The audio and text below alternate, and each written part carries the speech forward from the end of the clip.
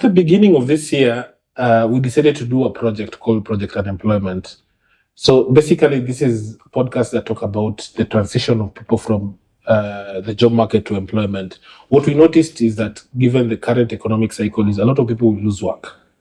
And it is actually now manifesting itself on the streets where we are seeing protests, people clamoring, demanding for more jobs from the government. What we know and understand, and I have a very interesting guest with me today here. I'll let him introduce himself, but he's a very renowned journalist who has been writing economic issues over the last 10 years. What he has been covering are the causes that have brought us to this current public crisis, the debt, the economy, the GDP. So I'll let him introduce himself as our guest. Yeah, Otiato, thank you very much. I have to say that at Orals East Africa, I'm at home. I'm at home because Otiato is someone I've worked with for a very long time, over a decade. My name is Dominic Omondi. I'm a business reporter currently based at the Nation Media Group. I cover mostly public finance and the economy. So you can imagine that somehow I have a bit of institutional memory as far as what we are seeing currently is concerned. And I'm hoping that is the kind of conversation that we are going to have in the next 30 or so minutes.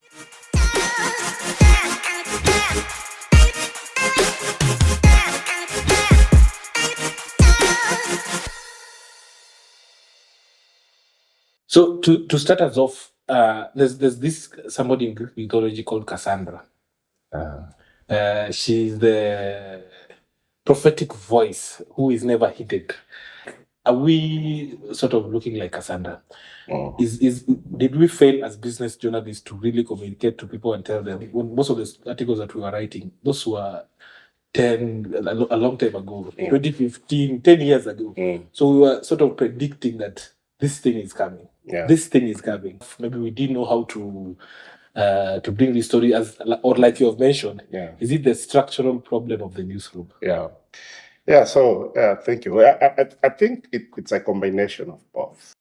One of them, as I would say, and you put it correctly, is that we just didn't communicate well to our audience, so that we were not able to make news as palatable, so that it's something that everyone will feel the relevance, because news is all about relevance. And relevance really comes into, if it's about financial journalism, is what does that mean to the money, to my pocket, really? So in terms of taxes, in terms of the cost of living, in terms of all that, things that you can see have been the main cause of what we are talking about today. So I think in terms of communicating, we didn't do a very good job. We have to admit that. And secondly, still related to the same point, is how we were able to formulate our stories outside of the political context. So we tended to stick more reporting economic story for the sake of it, just as an economic story, forgetting that it's part of a political discourse. And on the other side, also the political reporters also forgot that politics is supposed to serve an economic need. So the main reason we elect you as an MP is not so that you can say you are defending Raila or you are defending me, but so that you can tell us what the government is doing insofar as improving our cost of living is concerned, insofar as helping us get affordable housing, or the government is coming up with these policies. What does it mean to us? How are you going to help us? So we should have done reporting in such a manner that, because the political actors are really crucial when it comes to making decisions on things that affect the economic livelihoods of Kenyans.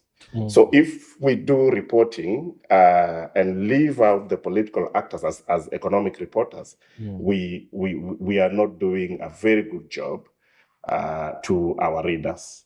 And for a very long time, really, The problem lies squarely, because that is how our constitution, 2010 constitution, is framed.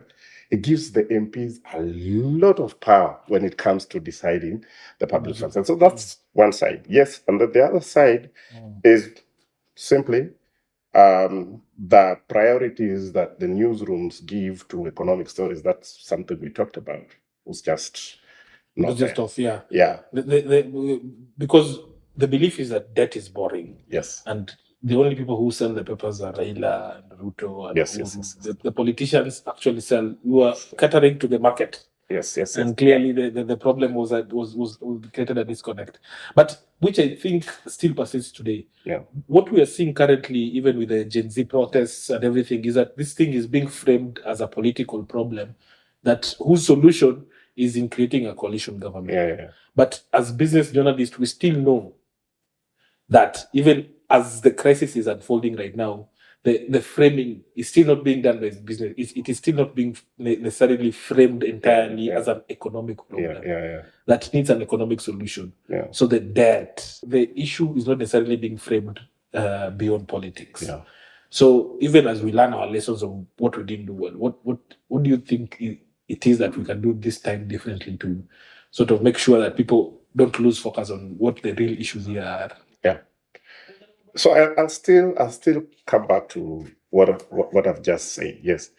Well, the issue is an economic problem, but it's an economic problem that whose solution can be found within the political context. Yes.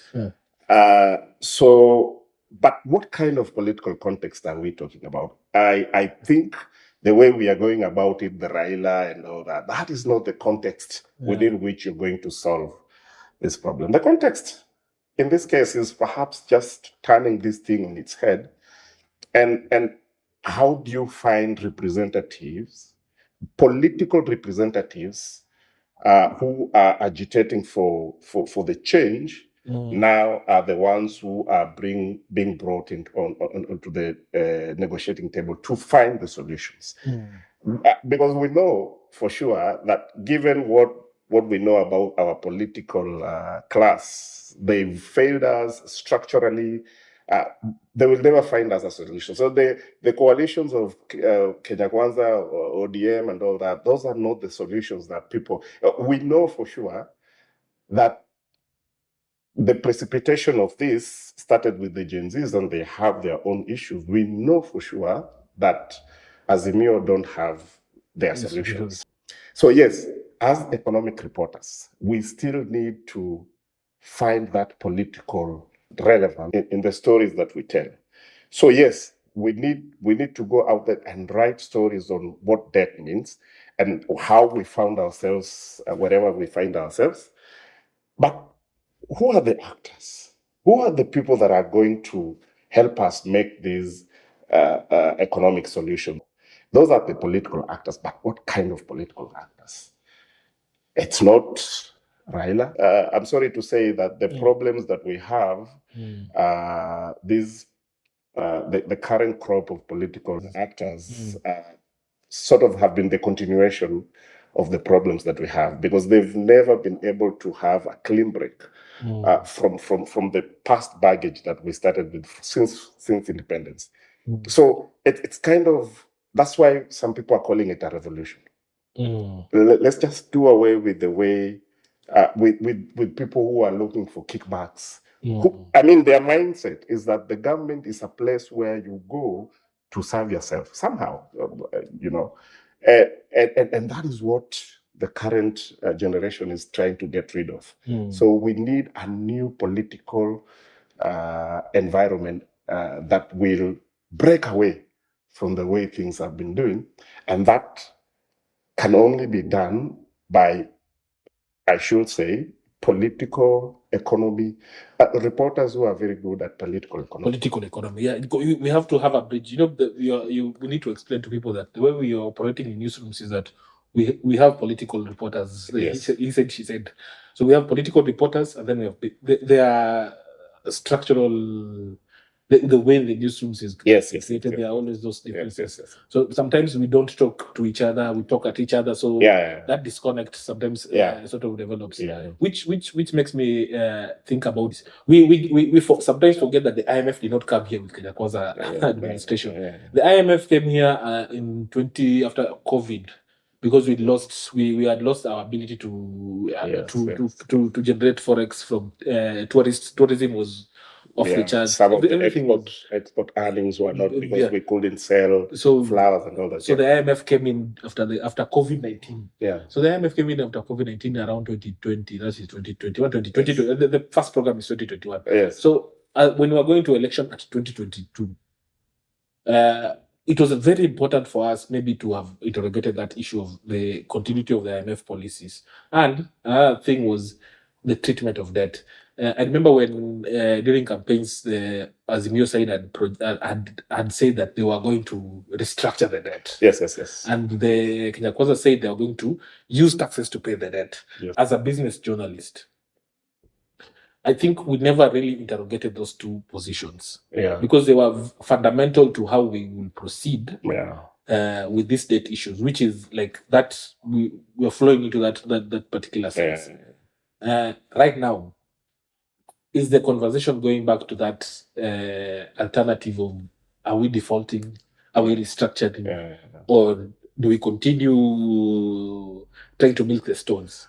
Yeah. It's really interesting what you've just mentioned, the divide between the two contenders and the run-up to the 2022 elections on issues of debt. And it's interesting because the aspect of the economy being at the heart of political campaign started there, And Raila Odinga on one hand said, we need to restructure. And look what happened to the euro at that time.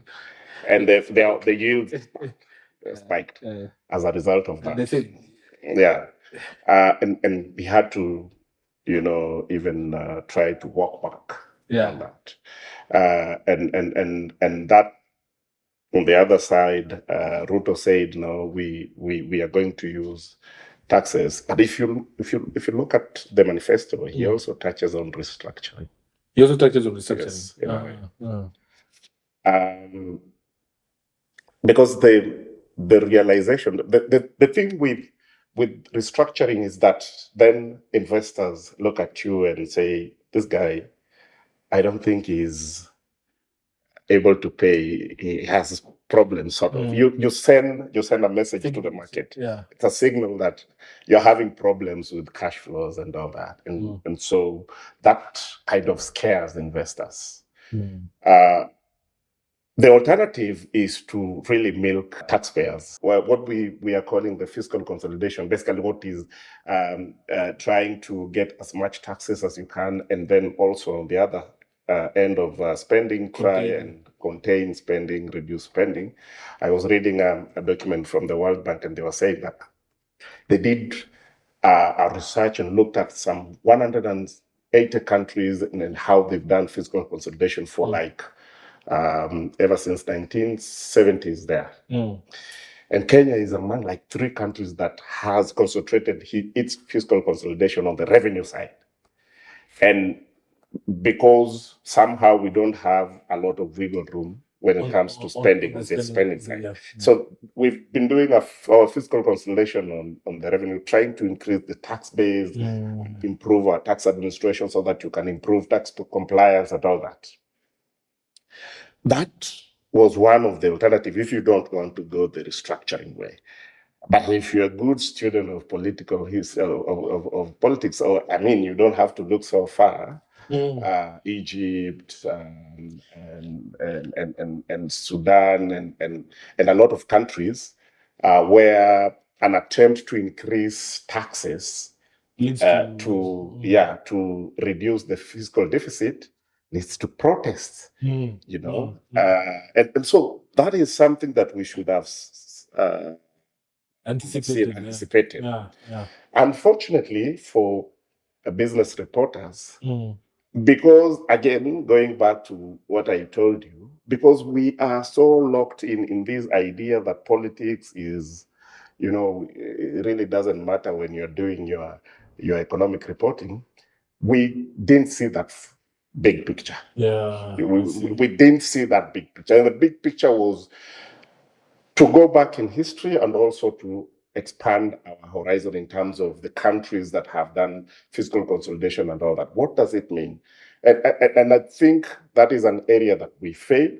We failed because of the nature of how we do our financial reporting, which is somehow limited in terms of how we do reports. So yes, this is something that we should have said. When we do the debt restructuring, yes, the market gets hooked. Yeah.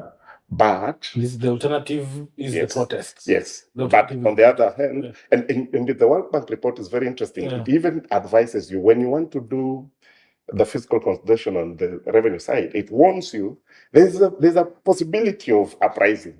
So then it guides you and tells you, perhaps look at areas that do not touch a lot of people, like wealth tax, which the current regime tried to do. And then it says, please stay away from touching disposable income. And and what was interesting, it tells you, try not to do fiscal consolidation when things are really tough.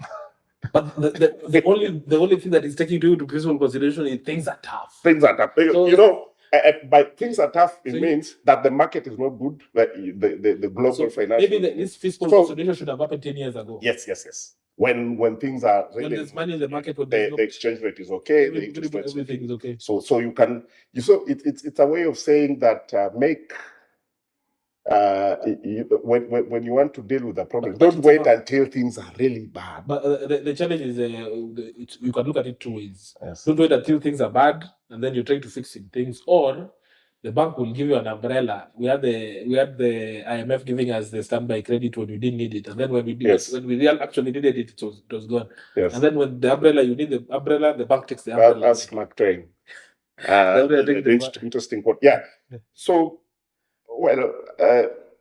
for me, you look at it and you can really see our inadequacies in the structure of how we do news and perhaps by extension why us in the mainstream, we are being disrupted by this, because then you got all these kinds of new media and new media personalities that could, explain things very well by merging the economic realities and the political realities and trying to explain to people what is happening and what is likely to happen. I have to give props to the Gen Zs. What you guys did with the finance bit is something that I have never seen happen in this country, and I'm just like, props to you. Like, how do you translate finance in vernacular? That was props to the big up. Viva the revolution of that. Now, there's something else that I wanted to also to ask you is that right now where we are, it's good to look back and see what the mistakes we have done in the past. But even as we are currently right now, I think the conversation is it's very political right now because it's about settling the opposition and government, etc. But if you look at even the conversation in the protest and the revolution, the idea is that if you cut spending, you actually will be able to pay that. But as a financial journalist, you know that however much we cut spending, the money is so little. Like 1 billion shillings from First Lady is just a drop in the ocean. We are paying 1 trillion shillings to that. We are collecting 2 trillion shillings. So basically, even if we cut, like the only thing that if unless we eliminate development spending, we have to, as in reality, we have to eliminate development spending for a few years, and literally spend nothing on development spending. So right now, even as the president says he's reducing the cabinet, he's reducing tea and mandazis, for fact that the conversation, tea and mandazi will not pay the rent. They will not. And the reality is that the question is twofold. Will we continue paying from taxation, or will we default? So that that point is really interesting, because a lot of our spending is one recurrent, and by recurrent in this case we also include not just wages but also interest payments and what is contained in the consolidated finance service, CFS. So payment of wages to constitutional offices, payment of pension, and then payment of debt, that is principal and interest. Now, and then you have wages. All these are what you call non-discretionary. Non-discretion. You know, there's nothing you can do about it. You just have to spend on it. Funny enough, just as your point, I was told that that there was a reason why debt was included in that CFS. Yeah, but yeah, and is it typical for all countries to have debt in the CFS? It's part of. I think that when you look at it at the global financial, I think that investors have really. And I don't know, perhaps it's something that the IMF has really pushed as part of the global public finance arrangement, where every country puts debt payment as a first charge. Basically, what that means is that if if before you spend on anything, before you eat, before you go to hospital, before you take your country to school, you pay debt first. So you before anything, yes. You'd rather go hungry but pay debt first, yes. Because it's in the constitution. Yeah. So and so when you look at what we have, just going back to the issue of non-discretionary, you look at it, and and Moody's in its latest report also talked about it. You look at it and you're like, okay, there's nothing here that I have wiggle room for any except development spending. Now, talk of some of the budget cuts that have happened recently. All of them have been on development. So every time, and you can remember, Ruto has done 4 supplementary budgets. Every supplementary budget has been targeting roads. Yeah. Now, what does it mean? It means that you are also curtailing development spending, and that means economic growth, because capital expenditure, when you keep on reducing it, that part of government spending that is likely to increase economic growth then is reduced. Yeah. You only have operation and maintenance as the only things that you can cut, but how much can you get from there? Okay. So we are stuck with this thing of you just have to tax people to the bone, or you have to restructure. Because if you restructure, then we are paying over $1 trillion, sometimes 1.8 trillion, but of course some of it we roll over and all that. But it's still big. And if they refuse to roll over, like you're seeing the TVs, yes. Now you have the problem again with the rollovers. You want to kick the can. You want to postpone the debt. They accumulate. Is that sometimes you want to refinance and the market is just not good. Or they price it higher. They price it high. So you always find yourself in problems. Should we have just decided now, I'm sorry, I'm going to use fuck it. We are going to default. Yeah.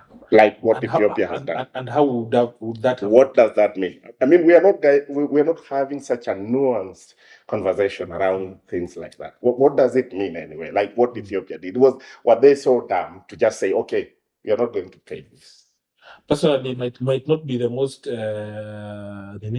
Personally, I think that the way we were organizing the ICC thing, Africa should have come together and strategically defaulted together, because we have small debts. They're not necessarily big in the financial market. We might be a big crisis here, but in the global market, we're just a tiny little bit of peace. My personal opinion is that Africa should have we should have defaulted together at the same time as a caucus, and then forced a restructuring for the continent on similar terms, spread across. Yeah. Because what is happening here is not different from what is happening in Ghana, what is happening in Malawi, Yeah. what is happening in Ethiopia, what is happening in Egypt.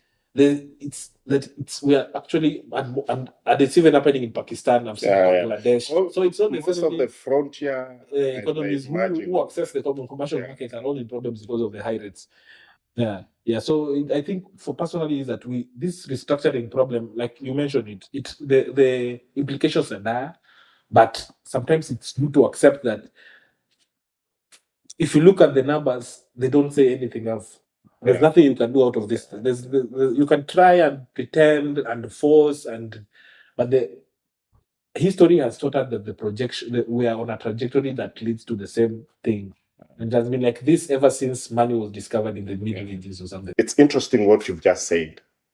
You pointed out correctly that a lot of African countries find themselves at a point where most of them are at risk of defaulting on their debt. I mean, the ratings from the different rating agencies just shows a few of the countries that are already in the default stage. Most of them are in Africa, and a lot of them that are in junk also, most of them are in Africa. Africa is a country, that's what some people say. You go to any African country, the similarity is just striking. And the similarity both in politics, when a lot of us were in communism, that was the vogue. Like everyone, Che Guevara, and all that.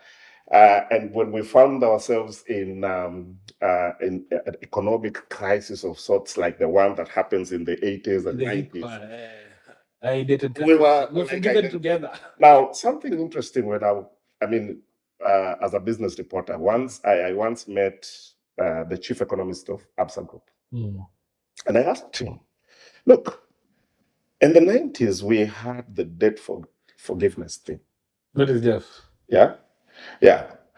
And it was interesting because then the Paris Club were the biggest debt, creditors. Yeah. And so it was easy for you to go and talk to them because these are countries. What happens now, because now we can see this coming, you have a situation where it's just bondholders, private investors, the pension funds and all that. For a pension fund, what will you go and tell pensioners that you don't have money? No. It is, for me, I think all businesses are risk. Yes. And in this particular risk, maybe they should have done better scoring. As in, if a business puts money in something and the risk materializes, this is what it is. For me, my question was then, what happens? At that time, it was easy. You just confront the Paris Club members. We can't pay this. They forgive you. These guys won't forgive you. So what happens now? What happens now? Because a lot of countries, as you've put it, we're finding ourselves in the same situation where we are at risk of defaulting on our debt. What is it that can happen? We can either decide to default and renegotiate the debt, or we can decide and go the way of taxing. Which has brought us where we are currently. Because remember what we said, you have the option of reducing spending, but not really. So you don't have so much room. Option anyway, yeah. So you only have taxes and defaulting. By defaulting, we don't mean that you forget about the debt. We simply mean, come, let's sit down and let's talk about new terms. Let's have new terms for this debt. So we were to pay you in now, we are going to pay you after 5 years. 10 years. Stretch it. We are also going to stretch this payment. So probably we were to be paying you this much every financial year. So we reduce it, and stretch it. So, I mean, there are so many ways. Of course, on the other hand, is that the market will get us a different signal. The signal is that this guy is cash strapped. So, so he's not going to be able to pay. Access the market. Yeah. So we will probably have some problems accessing the market. Yeah, that will happen. But on the other hand, we are solving a real crisis here that is likely to throw us into a bigger problem. You know. Yeah, like So, you're really putting it, because like I was looking at what we have done so far. There are two alternatives. We have been walking along a path, and other people have been walking along another path. Let's say the Ghanaians. I think if the media showed us how those other people are walking along their path, what are their pains? Every path has pains. Yeah. Are we willing to trade off those pains with the pains that we're going through? Yeah. Or vice versa. Yeah. And the issue here that we need to understand that the pain is there. The pain is there. Will not go away. The pain is there. So either way, so either you are squeezed from taxation right now, or you are squeezed from the expenditure side, when actually, if the government default doesn't get money, blah blah blah, it affects insurance, pension. So the pain is there. Yeah. So I think maybe the media should actually highlight more of comparative analysis. Yeah. So both sides have their own sets of pain. Exactly. But I think even for the market, the market should be and will be looking at something that perhaps that's the part of conversation that we should be going to, the productivity of the country. Yeah, I really wanted to ask you that question, because what we are talking about right here is the debt. Yes. We need to ask ourselves, why the debt? Yeah. So we took the debt because we had created, we say that Kenya, we need to bake a cake as a country. Yeah. We need to produce more as a country. How do we produce more? So we created a vision and say, in the next, we are in 2024, so it's like in the next 6 years, we're supposed to have a bigger cake. Yeah. How do we bake the cake? So we said we can either buy the ingredients with the money in the house, or we can let a hotel cook that cake, and we go to the hotel and eat the cake from the private sector. Yeah. Or we can we can go to a bank and borrow money to cook the cake. Yeah. So we made a choice. Yeah. We went and borrowed money to buy the ingredients to cook the cake. Yeah. If you ask me, there is no cake. Sort of, yes. Oh, well, there's been a cake that has been baked, and it was people ate ingredients. Yeah. So perhaps we, as financial journalists, there are terms and terminologies that we like throwing around, and people do not really understand the import of those terms. So one of them is the gross domestic product, which basically means the total, the cake that you've baked. Yeah. Like what you've produced as a country. And what we are talking about is, which is public debt.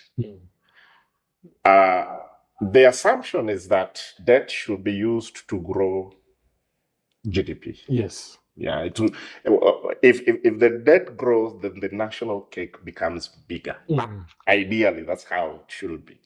In other words, for every shilling that you borrow, you should at least get 2 shillings in productivity from it. For every shilling, you get 2 shillings. That's great.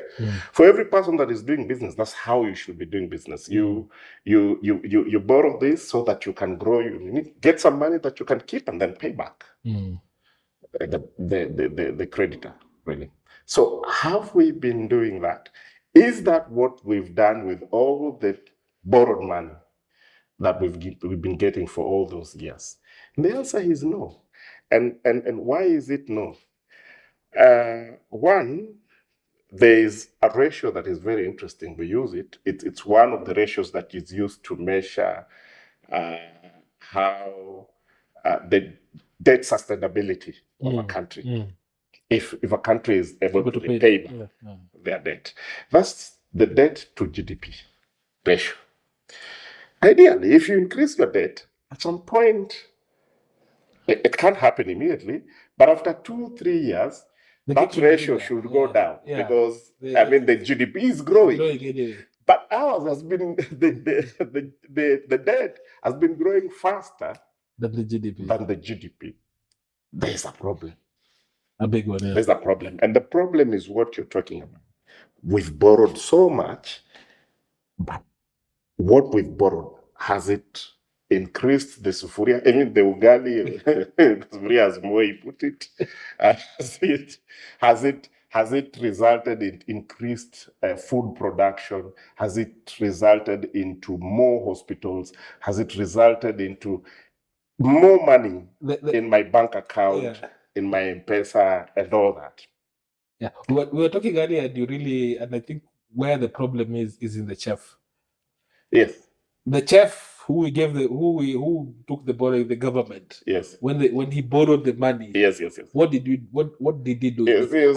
And when we were talking, you gave us a very good example of some of what successive governments, Kibaki, Uhuru, and Ruto have done in terms of, say, giving money to young people. Yeah. Kibaki came with Youth Enterprise Fund. Yes. Uhuru came with the Uwezo Fund. Yes. Ruto came with Hustler Fund. Yes. But there's something very common, a common feature in all those, in the distribution of this particular recipe. They the Uwezo Fund and all those just created, the Uwezo Fund to start with created entrepreneurs. Yeah. These are people who would stack money in sacks, go to bank and get money in the name of, and I think also as business reporters, we've not done a very good job at just going back and looking at. So you had all these businesses being registered. Yeah. In the name of, and we used to celebrate that. Inefficient distribution. Yeah, we used to celebrate the fact that business companies that have been registered have increased by this. Just the other day, I was reading a story of a cleaner who had, 20 businesses. And he had received like close to $500,000 from prisons, because there are some things he had supplied to the government. Nothing. So what the government did then was not to help the economy to grow by putting money in people who would then grow the economy, supply these goods and all that. Entrepreneurs who will come up with a service or a product. And in the process, the multiplier effect, that this 1 shilling is going to result into another 3 shillings and all that, and then grow. No. These are people who would get money and then go and stack it somewhere. In a boot, in a cab, yes, in a boot, and then the podcast, export the multiplier effect. And then they go to clubs and throw the money. At the height of that in 2016, I remember I went to a club. Yeah, they have a guard there. And someone, I'm told, this is a government. He supplies things to government. That guy was a stranger to me, and he's buying me a drink of like 8,000 shillings. And and we are being told that this is what he does every day. That was the height of the entrepreneur. Kabura will carry money in bags. In gunias, like literally. That is the money that you're being asked to pay right now, is the money that was being carried in bags. Yes. So guru, it was a scandalous thing. Yes. So exactly that money, and much of it, I would like to assume, was borrowed money. Borrowed money that would have resulted into an increase in GDP. That didn't. Look at SGR, for example. Good project, some may say. Inflated. The SGR, even the government itself say, is going to increase GDP by 1 point something percent. It's a white elephant. Today, at least everyone agrees it's a white elephant. It's a white elephant. Yeah. And this one, the new government wants to build another highway next to it, another white elephant. Another highway next to it. So the problem that we've been having is a problem of productivity. And because we can talk a lot about GDP, debt, and all that. No, what people want is what people are protesting about: jobs. And for you to get job, you have to beg a bigger cake. And for you to beg a bigger cake, it means people have to open factories and all that and employ people because they need to distribute a lot of products, a lot of services, goods, and all that. If we had that, we wouldn't be having what we are seeing now. Exactly. Yeah. But the problem that we had, which the Uhuru government, interestingly, came to realize much later. In 2018, was a problem of there being not value for money. This money, you have to say, before I put this money here, what will it generate? What will it generate? It's until 2018 that they came up with public investment management regulations, which really said, before you start a project, analyze it very well, evaluate it. Let's see what we are doing. If it doesn't, we leave it. And that time, I think what I remember when I remember during that time when people were signing contracts based on imagined money, like based on loans that were not even yet there. Yes. So that was the other problem. So yes, the issue of who bakes the cake, who is the chef, is really important, because what happened during Uhuru's time is that the private sector was really aged out. All these roads and all that that is the public sector investing. The private sector, who is very good at allocating resources.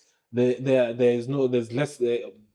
There's comparative to government, less corruption, but there is nepotism and all that. Generally, private sector would be a better place to allocate resources than the government. You see, for me, if it's my money that I am spending. Yeah. I can't risk my money just because my mother, who is not even, who doesn't, I'm saying it as just a hypothesis, who can't read and write, but I just want to put her there because she's related to you. I'm looking at my money. I don't want to lose it. I'd rather go and look at a stranger. Having evaluated the stranger, I realized that this person who is going to help me get back my money so that I can pay this debt. Yes. You get? So there was the crowding out of the private sector into the economy. For us, what really happened in at least the first 5 years of Uhuru Kenyatta's ruling was that the public sector did a lot of weightlifting at the expense of the private sector. And what that meant is that there was what we call inefficient allocation of resources.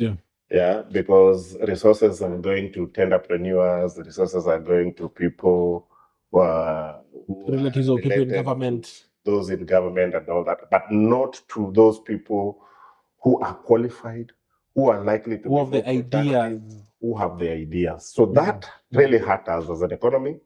And that is part of the reason why we find ourselves where we are, where debt is growing faster than the GDP, where debt is growing faster than the cake that we are baking. Exactly. That is what will happen. So, ladies and gentlemen, that was a very interesting conversation we had on what is causing the current crisis, the unemployment, and it's something that we have covered this week on our website at oralsafrica.news, where we have this interesting story. We talk about how we have sold this economy for trinkets, how we are basically exchanging real value because of this debt situation. So look at our website at oralsafrica.news.